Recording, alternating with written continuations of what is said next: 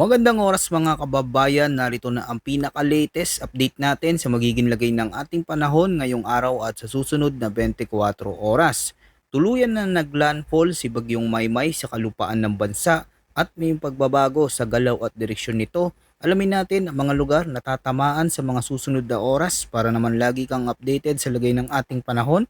I-click mo lang ang subscribe button. So ngayong umaga mga kababayan, ang sentro ng Tropical Storm Maymay ay tuluyan ng naglandfall sa Ilocos Sur. Taglay nito ngayon ang maximum sustained winds na umaabot sa 75 kilometers per hour malapit sa sentro. May bugso hanggang 120 kilometers per hour at ang central pressure ay nasa 1,004 hectopascals. Sa kasulukuyan, mabagal itong kumikilos pahilaga sa bilis na 10 kilometers per hour at ang lawak na sirkulasyon o strong to gale force winds nito ay umaabot sa 210 kilometers mula sa sentro. Samantala, papasok na rin sa Philippine Area of Responsibility si Super Typhoon Dolphin at ngayong araw ang sentro nito ay nakita sa layo 1,350 kilometers east-northeast ng extreme northern Luzon.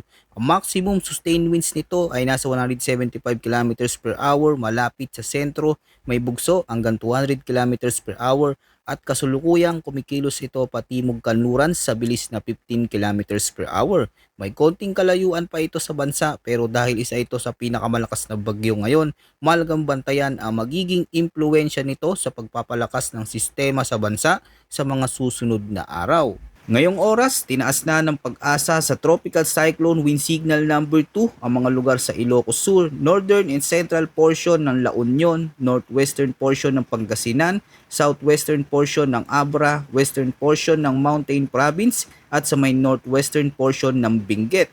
Sa ilalim ng signal number 2, ang inaasahan lakas ng hangin ay gale force winds na nasa 62 hanggang 88 kilometers per hour. Ang ganitong lakas ng hangin ay may minor hanggang moderate threat sa buhay at ari-arian. Ibig sabihin, maaari nang makaranas ang mga lugar na ito ng mas malalakas na bugso, lalo na sa mga baybayin, matataas na bahagi ng lupa at mga lugar na lantad sa dagat. Nasa ilalim naman ng Tropical Cyclone Wind Signal number 1 ang malawak na bahagi ng Luzon, kabilang dito ang mga lugar sa Ilocos Norte, nalalabing bahagi ng La Union, nalalabing bahagi ng Pangasinan, Apayao, nalalabing bahagi ng Abra, Kalinga, nalalabing bahagi ng Mountain Province, Ifugao, nalalabing bahagi ng Benguet, Mainland Cagayan, Isabela, Quirino, Nueva Vizcaya, northern portion ng Zambales, nalalabing bahagi ng Tarlac, northern portion ng Nueva Ecija at sa may northern and central portion ng Aurora. Sa ilalim na signal number 1, ang wind threat ay strong winds na may lakas ng hangin na aabot sa 39 hanggang 61 kilometers per hour at may warning lead time na 36 hours na may minimal hanggang minor threat sa buhay at ari-arian. Dumako agad tayo sa latest heavy rainfall outlook dahil ito ang malagang bantayan sa kasulukuyang kondisyon. Ngayong araw, pinakamalalakas na pag-ulan ang inaasahan na lalagpas sa 200 mm sa La Union at Benguet. Dahil dito mataas ang panganib ng pagbaha, pagguho ng lupa at pag-apaw ng mga ilog, lalo na sa mga bulubunduking lugar. Samantalang aabot naman sa 100 hanggang 200 mm na ulan ang posibleng bumagsak sa Ilocos Sur, Pangasinan, Abra, Zambales at Occidental Mindoro. Habang nasa 50 hanggang 100 mm ng ulan ang inaasahan sa Metro Manila, Rizal, Cavite, Batangas, Ilocos Norte, Apayao, Kalinga, Mountain Province, Ifugao, Nueva Vizcaya, Tarlac, Nueva Ecija, Pampanga, Bulacan, Bataan, Zambales at sa may Antique. Dito posibleng lumakas bigla ang buhos ng ulan na maaring magdulot ng pagbaha at landslides sa mga lugar na malapit sa gilid ng bundok. Pagsapit naman ng August 7, tuloy-tuloy pa rin ang malalakas na pag-ulan na aabot sa 100 hanggang 200 mm sa Occidental Mindoro, habang aabot naman sa 50 hanggang 100 mm ang inaasahan sa Ilocos Sur, La Union, Pangasinan, Benguet, Zambales, Bataan, Cavite, Batangas at Antique. At pagsapit ng Biyernes, August 8, inaasahan na magpapatuloy pa ang malalakas na epekto ng bagyo na may heavy to intense rainfall na nasa 100 hanggang 200 mm ang mararanasan sa Zambales, Bataan at Occidental Mindoro. Samantala, moderate to heavy rainfall na abot sa 50 hanggang 100 mm naman ang posibleng tumama sa Ilocos Sur, La Union, Pangasinan, Abra, Benguet, Tarlac, Pampanga, Cavite, Batangas at sa may Antique. Mahalaga rin tandaan na ang mga rainfall forecast na ito ay maaari pang mas lumala sa mga bulubundukin at matataas na lugar dahil sa orographic effect. Bukod rito, kung ang isang lugar ay ilang araw na nakakatanggap ng malalakas na pag-ulan, mas tumataas ang posibilidad ng flash floods, pagguho ng lupa at bigla ang pag-apaw ng mga ilog. Sa forecast weather conditions, pinakamalalakas ang magiging epekto ng Tropical Storm Maymay sa Ilocos Sur, La Union, Pangasinan, Benguet, Mountain Province at Abra. Dito inaasahan ang stormy o mabagyong panahon na may tuloy-tuloy na malalakas hanggang sa matitinding pag-ulan na sinasabayan ng matinding bugso o hanggang storm force na hangin na maaring magdulot ng pinsala sa mga kabahayan, infrastruktura at pananim. Dahil dito mataas ang posibilidad ng flash floods at landslides lalo na sa mga lugar na malapit sa kabundukan. Sa Cagayan Valley at natitirang bahagi ng Ilocos Region, Cordillera Administrative Region, gayon din sa may Zambales, Tarlac at Nueva Ecija, makakaranas naman ng maulan at mahangin na panahon. Dulot pa rin ito na direktang impluensya ng Tropical Storm Maymay.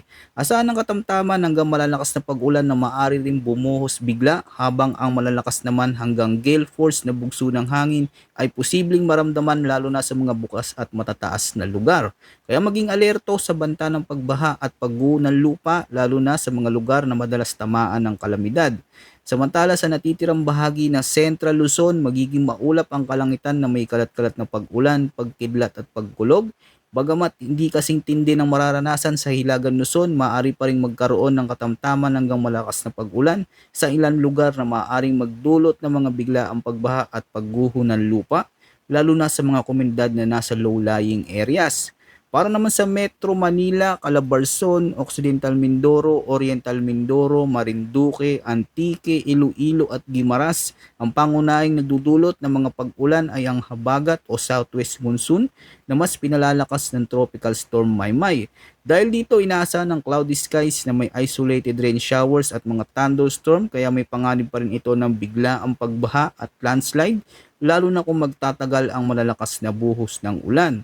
Samantala sa natitirang bahagi ng bansa, ang forecast ay cloudy skies na may rain showers o thunderstorms lalo na sa hapon at gabi, dulot ng umiiral na localized thunderstorm. Bagamat hindi ito tuloy-tuloy, tandaan ng mga thunderstorms ay maaaring magdala ng biglaang malakas na ulan, pagkulog, pagkidlat at malalakas na bugso ng hangin na maaari ring magdulot ng flash floods at landslides sa mga maapektuang lugar. Dumao naman tayo sa track at intensity outlook ni Bagyong Maymay. Mahalagang tandaan na hindi lamang ang mga lugar na direktang dadaanan ng sentro ng bagyo ang maaring makaranas ng matinding epekto, kahit ang mga lugar na nasa labas ng inaasang landfall point at forecast confidence cone ay posible pa rin makaranas ng malalakas na pag-ulan, mapaminsalang bugso ng hangin at iba pang epekto ng bagyo.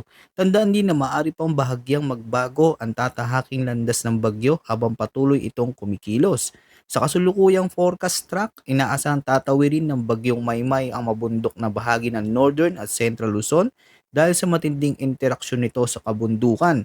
Unti-unti nitong mawawala ang lakas bago muling lumabas sa silangang baybayin ng Isabela o Cagayan.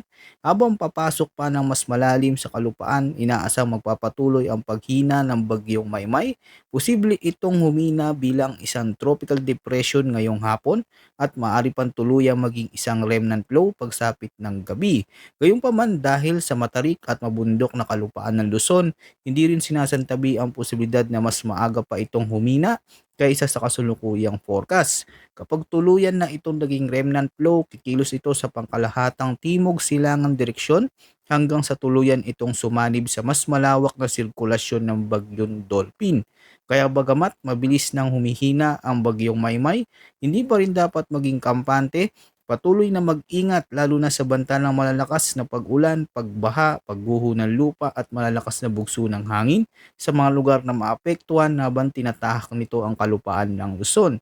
Patuloy natin bantayan ang mga susunod na weather forecast dito sa ating channel para sa anumang pagbabago sa galaw at lakas ng bagyo. Maraming salamat mga kababayan at patuloy po tayong mag-ingat.